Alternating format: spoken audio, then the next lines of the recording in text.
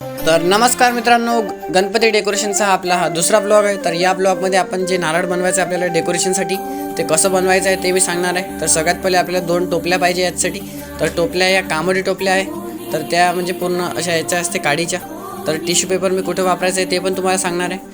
तर सगळ्यात पहिले आपल्याला एक पाण्याची बॉटल वगैरे घ्यायची आहे, त्यासोबतच वाटी घ्यायची आहे आणि फेविकॉल घ्यायचं आहे। आणि सगळ्यात पहिले त्या वाटीमध्ये पाणी टाकून फेविकॉलचं एक मिश्रण वगैरे करून घ्यायचं आहे आपल्याला। आणि नंतर आपल्याला एक हे घ्यायचं आहे ताट, त्या ताटामध्ये पाणी टाकायचं आहे आणि नंतर जे आपण मिश्रण बनवून घेतलं आहे ते पण त्या ताटामध्ये मिक्स करायचं आहे। आणि मिक्स केल्यानंतर आपल्याला वरून फेविकॉल देखील टाकायचं आहे, जेणेकरून जास्त जर फेविकॉल असला तर तो जो टिश्यू पेपर आहे तो बरोबर असा चिटकतो आणि खूप छान प्रकारे दिसतो तो।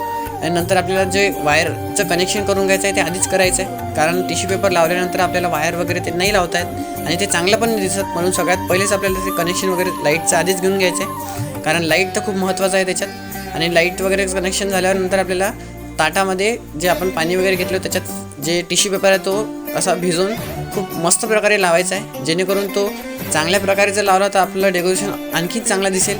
आणि हाताच्या मदतीनेच आपल्याला ते पूर्ण असं प्लेन करून घ्यायचं आहे आणि नंतर असं थोडं करत पूर्ण आपल्याला जे टोपली आहे ते पूर्ण अशी चिटकून घ्यायचे ते टिश्यूच्या मदतीने। आणि अशा प्रकारे ते फिनिशिंग दिसली पाहिजे।